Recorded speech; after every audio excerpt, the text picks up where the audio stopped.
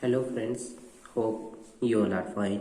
Today we are going to study our chapter number 6 of class 8 civics, and the name of chapter is Understanding our Criminal Justice System. आज हम इस chapter के अंदर ये समझेंगे कि भारत का न्यायालय कैसे काम करता है और कैसे लोगों को न्याय प्रोवाइड करता है. So let us read. According to Article 22 of the Indian Constitution, every person has a fundamental right to be defended by a lawyer. Article 22 इस बात को कहता है कि जो व्यक्ति, चाहे वो अमीर है चाहे वो गरीब है, चाहे उसने जुर्म किया है या नहीं किया है, उसे अधिकार है किस चीज़ का? अपने लिए वकील करने का. और अगर गरीब है तो फिर उसको सरकार देगी वकील. Article 39A of the Indian constitution place a duty upon this state to provide a lawyer to any citizen who is unable to engage one duty. यह आर्टिकल 39 के ए में बताया गया है भारतीय संविधान के कि अगर कोई व्यक्ति असमर्थ है, जिसके पास पैसे नहीं है, उसको न्यायालय प्रोवाइड करवाएगा वकील. 4 की प्लेयर्स. देखिए, क्रिमिनल केस जस्टिस में 4 मेन लोग होते हैं, 4 मेन इंस्टीट्यूशन होते हैं: police, public prosecutor, defence lawyer and जज. ये 2 बार लिखा गया, sorry. Public prosecutor, defence lawyer and the जज. पुलिस आप जानते ही हैं. पब्लिक प्रोसिक्यूटर होता है जो सरकारी वकील होता है, मतलब कि जो दूसरे पक्ष का. और डिफेंस जिस व्यक्ति के खिलाफ केस दर्ज है वो. और जज जज हमारे जो न्याय देंगे.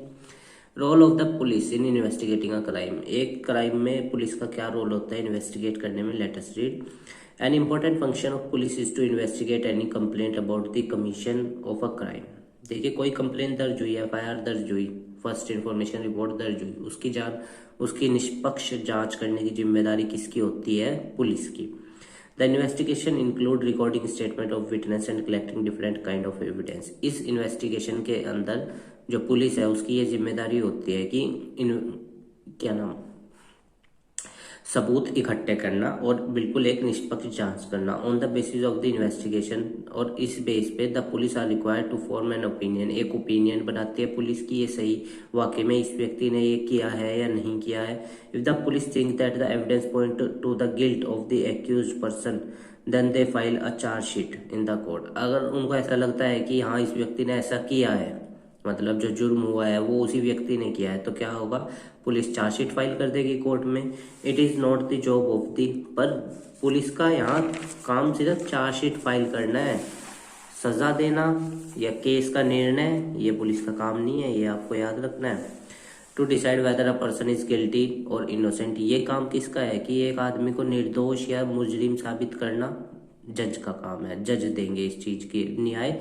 सिर्फ पुलिस का काम है अपने सबूत जमा कर देना, चार्जशीट फाइल कर देना. The rule of law. विधि का विधान. आर्टिकल 14. इसके अंदर क्या होता है? सब इक्वल है न्याय के समक्ष और सबको न्याय का इक्वल संरक्षण है. The rule of law means that everyone including the police is subject to be of the land.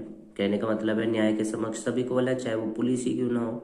Police investigation have to be conducted in accordance with the law and with full respect of human rights. मतलब police को अपनी जांच इस तरह करनी है कि किसी के भी फंडामेंटल राइट्स का हनन ना हो और सारी जांच कानून के मुताबिक हो. The Supreme Court has laid down the guidelines that police must follow at the time of arrest, detention and integration. Police को वो गाइडलाइंस फॉलो करनी है जो सुप्रीम कोर्ट ने बता रखी है. जैसे पुलिस को अरेस्ट के वक्त अपना एक वो किस सिचुएशन में अरेस्ट किया वो बताना होता है. सेक्शन CRPC एक्ट 343 के अंदर सब पार्ट B है, पतन D, इस तरह उसमें इनको बताना होता है कि हमने किस स्थिति में इसको अरेस्ट किया, डिटेंशन में हम इसको सजा के मार नहीं सकते, या इस तरह से चीजें जो हैं वो सब पुलिस को कानूनन हिसाब से करनी होंगी. The police are not allowed to torture or beat. Police को इतनी भी परमिशन नहीं है कि वो मारे, टॉर्चर करे या शूट करे एनीवन इन्वेस्टिगेशन के दौरान. ठीक है. They can not inflict any form of punishment on a person even for petty offence. और अगर उसने बहुत बड़ा भी या छोटा ऑफेंस किया है तो पुलिस उसको मारने का अधिकार नहीं रखती है, पनिशमेंट देने का अधिकार नहीं रखती है.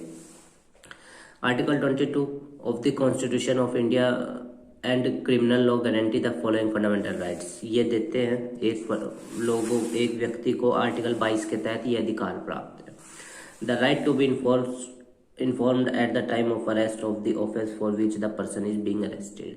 जब पुलिस किसी को अरेस्ट करने जा रही है तो पुलिस को उसको बताना पड़ेगा कि उसको अरेस्ट क्यों किया जा रहा है। आर्टिकल 22 इस बात को कहता है। The right to be presented before a magistrate within 24 hours, और 24 घंटे के अंदर जिला मजिस्ट्रेट के सामने उसको जिसके खिलाफ केस दर्ज हुआ है उसको पेश करना अनिवार्य है। The right not to be ill treated or torture during arrest, और उसको मारा नहीं जाएगा ना उसको टॉर्चर किया जाएगा जब तक पुलिस की वो कस्टडी में है या अरेस्ट हुआ है। Confession made in police custody, और जो भी बयान वो जिसको उठाया है पुलिस ने वो जेल मान लो थाने में ले गई और उससे बयान लिखवा लिए, अब वो बयान कोर्ट के अंदर एविडेंस के रूप में उपयोग नहीं किए जा सकते। जब वो व्यक्ति अपना मजिस्ट्रेट के सामने बयान दर्ज करवाएगा तब उसको तो यूज किया जा सकता है, पर जो उसने पुलिस स्टेशन में बयान दिया वो मान्य नहीं होगा कोर्ट के अंदर।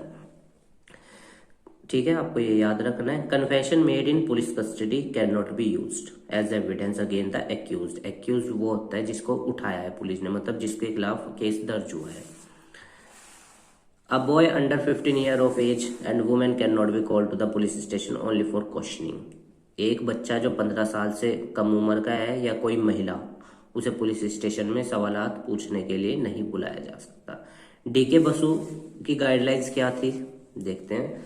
The supreme court of India sets specific requirement and procedure that the police and other agencies have to follow for the arrest, detention and integration of any person. These are known as the DK Basu guideline। इसमें ये बताया गया था कि कैसे एक व्यक्ति को अरेस्ट किया जाएगा और उससे इंटरोगेशन कैसे किया जाएगा, वो सब चीजें ये उनकी गाइडलाइंस हैं जो अब हम पढ़ने जा रहे हैं। The police official who carry out the arrest or interrogation should wear clear, accurate and visible identification and name tag with their design।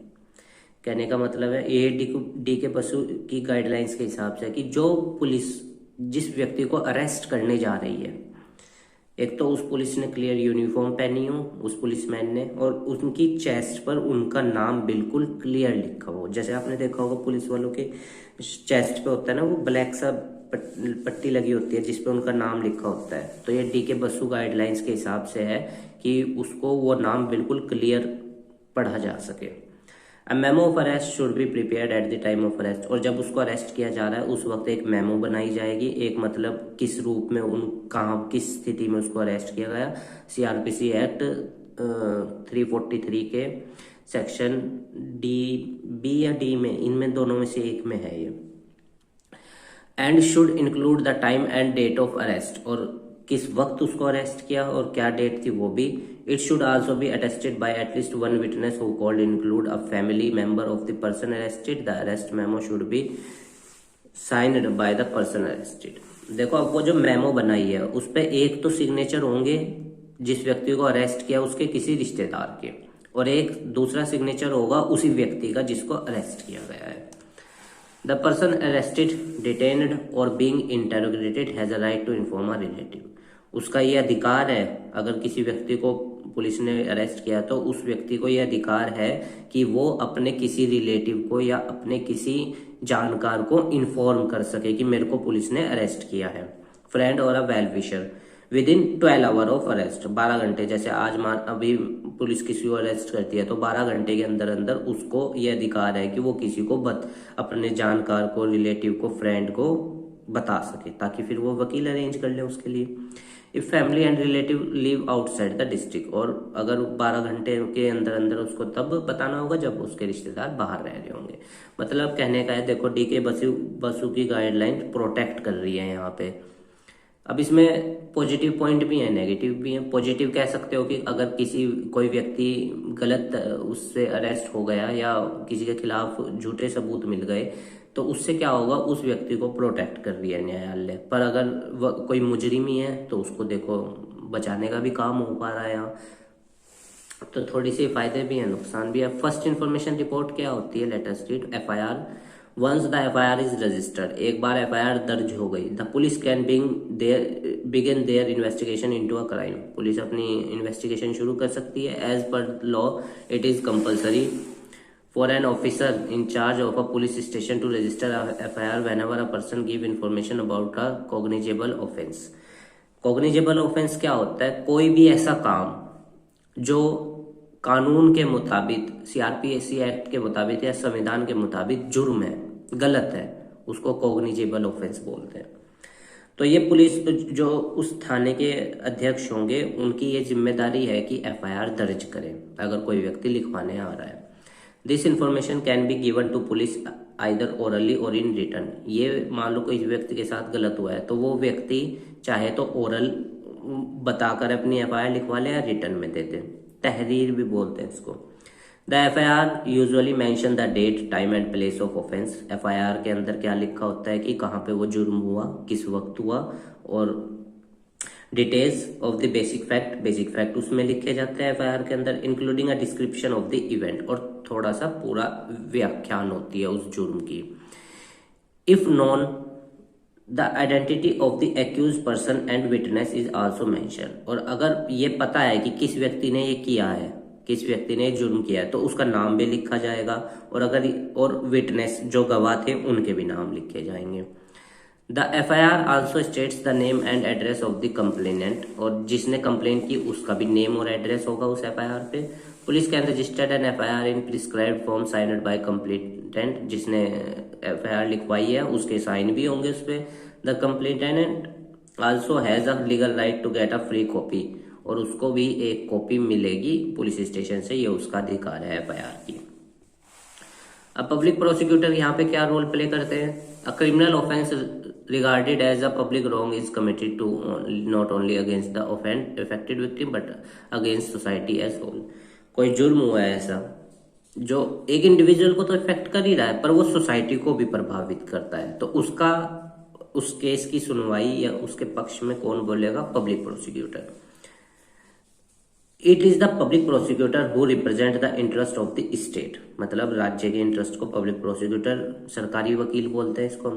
There role begin after the police have, और उनका काम कब शुरू होता है? जब पुलिस ने क्या कर दियो, इन्वेस्टिगेशन कर लियो और चार्जशीट फाइल कर दियो कोर्ट के अंदर। They have no role to play in investigation, उनका इन्वेस्टिगेशन में कोई रोल नहीं है, उनका रोल शुरू होगा चार्जशीट कोर्ट में जमा मतलब सबमिट होने के बाद। The prosecutor must conduct the prosecution on behalf of the state, राज्य के मतलब कि राज्य के बिहाफ पे वो करेगा अपनी फर्दर जो उनकी है चीजें।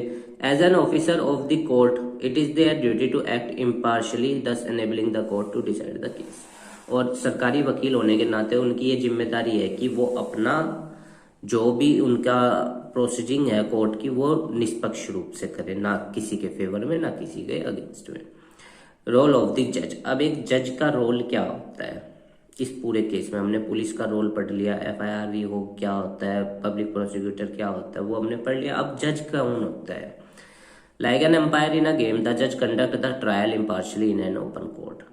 एक अंपायर की तरह जैसे मैच में होते हैं जो फ्री एंड फेयर वो बताते हैं रिजल्ट, इसी तरह कोर्ट के अंदर जज होते हैं। He she hears all the witness and all the evidence presented by the prosecution and the defence.